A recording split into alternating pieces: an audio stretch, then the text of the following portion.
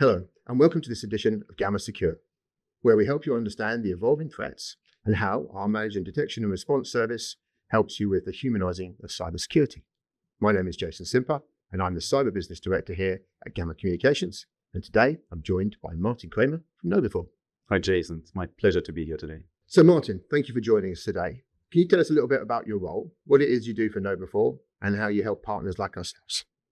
I'm a security awareness advocate at KnowBe4.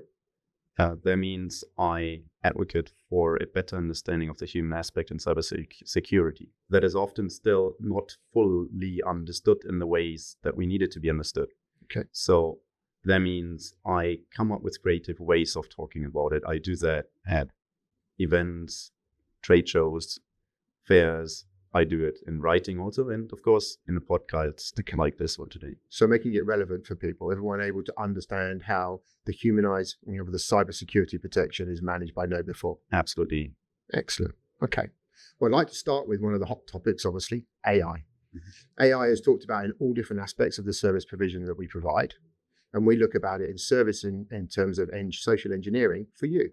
So how are you managing social engineering and AI at KnowBe4? So in many different ways, but first of all, I'd like to briefly say, the AI has changed the threat landscape in asking me. So in cybersecurity, we largely speak about three different aspects of it. That is, one part is how it has affected social engineering. The other part is how it has affected malware. We've seen AI-generated malware. And then, of course, this more or less hybrid threat of disinformation or narrative attacks that keep our businesses really up and awake at night almost, because all of a sudden, and when it comes to disinformation, you see that paired with traditional cyber attacks, and you also have to deal with the reputational damage and impact that those can cause. So trying to work out what is a real threat and what's not. So. Yes, that, and also, of course, as you have been breached, how do you deal with the aftermath? How do you keep your customers happy in the sense of how do you rebuild trust? So how do you make sure that you're not using the loyalty of your customers so they move over to the competition because they think you're no longer reliable and secure? So you have to make sure that you protect your reputation as well as the security of your organization itself. So if we think about that, so we talk about applications, which is what people typically use to do this. If we think about the applications that we're looking to manage, how they get onboarded and where the issues are, what are you seeing in KnowBe4 and how are you protecting those? Yeah, so when it comes to KnowBe4, our main mission is to really address the ongoing challenge of social engineering. So with AI and social engineering, we see it used in a number of ways, and that's also how we need to start tackling the challenge. So deepfakes, it's a huge topic, of course. We have seen it just last year, where in an online meeting there were several deepfake people present, right. So and only one real person present. Okay, which really troubled the actually also British firm Arup engineering firm in the Hong Kong office. A finance worker was in that meeting and then was tricked into carrying out financial transactions. The equivalent of $25 million was lost, 20 million pounds roughly. Okay. So that was huge. And that was the first of its kind. That's how deepfakes are used to trick people into doing things they otherwise wouldn't do. So social engineering. And how hard are these deepfakes to pick up? Sorry to interject. Yeah, how hard are they to pick up? I mean, you talked about, 2 out of the 3 were deepfakes. Yes. What's the sort of signs that people should look for? To look for signs is becoming incredibly difficult and increasingly difficult. But these days, just to give you an example, what you can do is you can ask the person to move their hand in front of their face. Because if you're looking at a person who is imitating someone else who does a face swap in real time, then there might be a glitch that you see. Okay. What you cannot do any longer is also important. It's not very reliable to look at sort of blurred hairlines, to look at if the mouth is twitching, if the eyes are twitching, if there's anything. Technology is so good that it's gone way beyond that. Massively advanced. Okay. Massively advanced. And it will continue to do so. That's why I was quite hesitant to say, well, here's something that you can do. As of now, yes, you can ask them to move their hand in front of their face to make sure. But at the end of the day, if we look at even the commercial space of deepfakes that's right now available, if you look at these platforms that are out there for video synthesis, for audio signals, etc., they are so far advanced, and they continue to advance so quickly that in the very near future, I do not think you can say, okay, please look out for these red flags, please look out for these signs. So we need to sort of come back to the core of it all, which is if I have a gut feeling, if I have the inkling that I'm being tricked and manipulated by someone else, particularly if it's emotional, I need to sort of stop and think. That's where the trust but verify or stop and think, all of these slogans that we traditionally use in to combat social engineering. Okay. That's where all of those come in, and they're still relevant. They're as relevant if you're sitting in front of a deepfake, or you suspect you're sitting in front of a deepfake, as if you're sitting in front of a suspicious email. It basically comes back to the same core. If you're questioning yourself, then stop and think about it. Trust yourself. Trust your gut feeling. Okay. Take action. Yeah, take action. And for that action, of course, you can always ask a colleague, hey, what do you think about this? You can always report it to your information security teams. That's where the entire organization and the security procedures also come into play.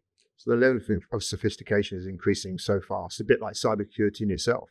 You know, the very reason that we exist is because we're only trying to keep up with the cyber criminals and the cyber hackers. Yes. Knowing what they're doing and responding to that is the only way we can try and protect people. And of course, we have to realize that technology is advancing at a perhaps higher pace than we humans can keep up with it. Yeah. And particularly at a much, much quicker pace than the entire workforce broadly can keep up with it. So cybersecurity is not going to get easier. Well, it's going to get more complicated, and organizations really have to do their level best to protect their workforce. So you say organizations. I'm aware that yourselves, you had an issue with an application process in, I think it was in Asia. You can tell us a little bit more about that? So the application process itself was actually in the US. Yes, it was in the US. It turned out to be a massive sort of news headline, which we were eager to share actually. So I'm going to tell you all about it. Basically, the news headline was KnowBe4 hired a North Korean fake employee. That's what I heard. Yes. So that was the headline we actually went public with. And we did that, for the purpose of making others aware. Education and awareness. Exactly. So that is, the essence of what we are all about. And even if it sort of doesn't look too good on us, we thought, okay, this is very important for us to do. So what happened is, as many other organizations around the world, looking for talent in data science. Right. Yeah. In order to fight AI, you have to do AI. So we need the required talent for that. And it's incredibly difficult. We have a skills shortage, not just in cybersecurity, but also, of course, data science is a hot topic. Eventually, we received some applications, some good applications. And there's this one of them, obviously, very good. Very good, yeah. There's this one candidate that, is perfectly suited for this job. Yeah.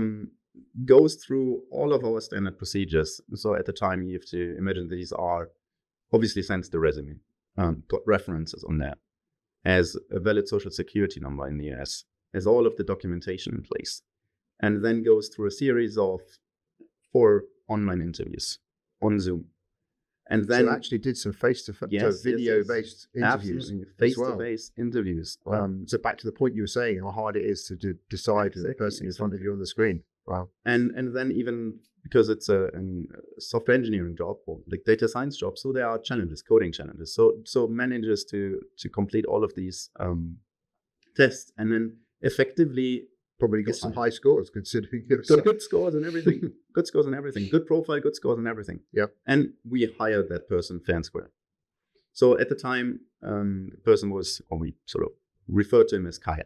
Obviously not really the real name, etc. Yeah. But so Kyle got hired fair and square. Then the sort of first day of work comes around, and the way we do it, in this case, he's a fully or 100% remote worker. Right. So laptops get shipped to basically the residents to their home address. And there's a little detail here that will become relevant. So Kyle did ask for the laptop to be shipped to a different address. So we ship the laptop. Kyle picks up the laptop, gets the laptop, sets it up on the first day of work, logs in. So for all we know, then of course comes online, and anyone who starts to work with us goes through a protected onboarding environment where they have to complete training before, after so and so many weeks, depending on the job role. Yes. They get to actually have full access and get on with their job. Today, yeah. But so what happened in this case is they log on, and almost immediately after logging in, they try to download a software package from the internet. Sure. When that is blocked by our InfoSec team, they try to download that software package from the local network. At which point it's flagged to our information security team, and they do reach out we use Slack. So they're like, okay, hey, whatever's going on here at this point, there's still our CISO told me sort of we're still believing at this point this person legitimately has trouble with onboarding, with getting the system up and running.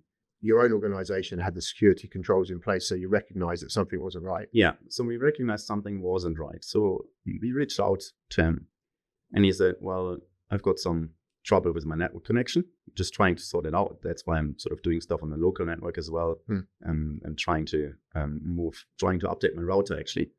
That's what he said. Of course, that did not line up with what we are seeing, software being downloaded on the laptop. So what has that to do with your router? Like that immediately, why would you use your work laptop to update your router? So, and then of course, we also detected that the software package that the person was trying to download actually was a malware.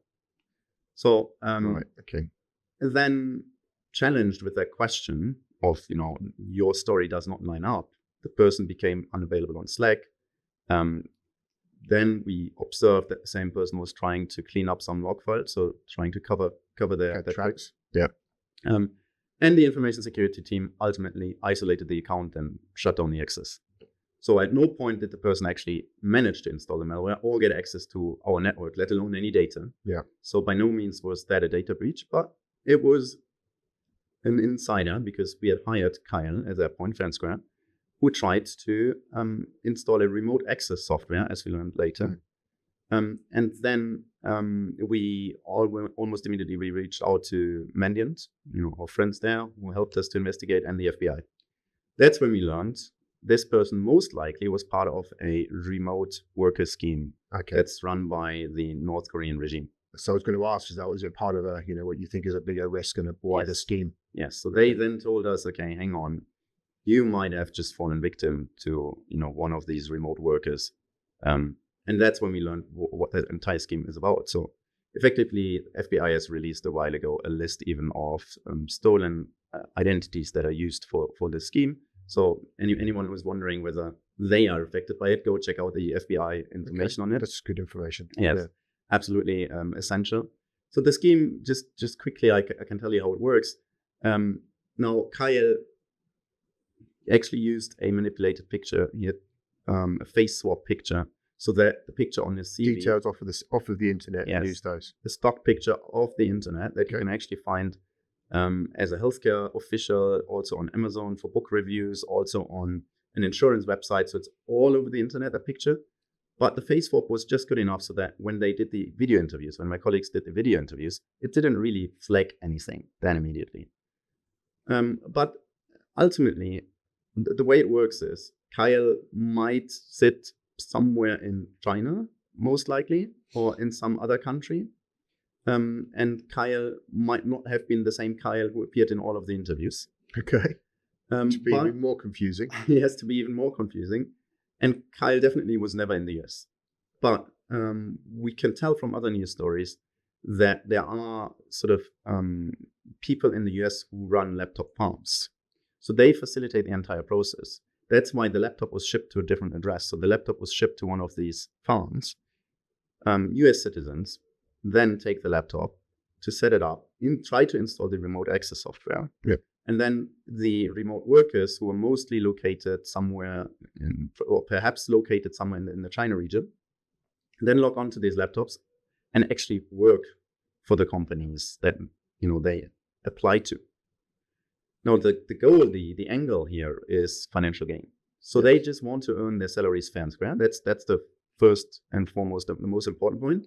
And then some of that money, or most of that money, is essentially put back into the system. Okay. And that's done through, it's laundered somewhere. That's interesting. So I was trying to work out what the motivation was, and financial gain. You just explained that it was financial gain, and so there's a legitimate employee actually looking to make a small amount of money. The rest is being siphoned off for financial gain. Absolutely. And of course, these workers, they are trained in North Korea, as far as we understand. Some of them are actually extremely capable. Mm-hmm. So there was a news story just summer last year. So after we released our statement, others came forward. And from that, you can see there's a small group of people who has essentially installed remote workers in about 65 US businesses. Yep. And they allegedly have earned as much as $800,000 US dollars. And you can assume that most of it then has gone somehow to North Korea. Okay, excellent. Well, I think it's really good that KnowBe4 have shared that experience to show that even someone in an organization of your type is susceptible to these types of attacks and the sophistication that they have. And by doing so, it means everyone can learn a lesson from it. So that's quite a specific case. I mean, how common are you seeing these threats in Europe? Is the same issue coming for us? What else is happening that we should be aware of? So the tricky bit is not many people come forward, not many organizations come forward. So we know for a fact that, especially in the defense sector and in the healthcare sector, organizations in Europe have been affected. There are reports of organizations in Spain and in Germany that have been affected. And what we see over here is that it is less common and that the goal is not always financial gain. And we can speculate as to the reason of that, but perhaps it's not as easy to get the money out and get the money transferred because, sometimes the preference is to be paid in cryptocurrency. That's less common in Europe, et cetera, et cetera. But the secondary motive, which over in Europe becomes almost, I would say, that the primary target is also espionage, specifically in the defense sector, and then also possibly extortion and disruption. Yeah. So, of course, once you're on the inside, you can do all of these things fairly easily. You can install your ransomware. You, as a software engineer, many times you have privileged access to a lot of data. Yeah. So that becomes very well possible. Okay, thank you. And so finally, I guess, what are the general trends in the human risk landscape you're seeing? Yeah, well, we need to deal with these kind of trends. We need to deal with AI, enabling and facilitating many cyber attacks. So to stay within this example, as people try to exploit the onboarding and hiring process, what happens now is that not just are remote workers installed in organizations, but also if you are a software engineer at an organization, and as software engineers, we know we frequently change jobs. So sometimes attackers put fake job postings out there, so role descriptions. They then ask you to apply for it. As part of the interview process, you're again asked to download a software package in order to complete a coding challenge because they have to test your technical skills, and that again is a malware. Or there's other ways to install malware. So what we're seeing is many ways that the onboarding and hiring process is exploited, and that many times the people that are targeted are your software engineers or are people in sort of privileged positions in organizations.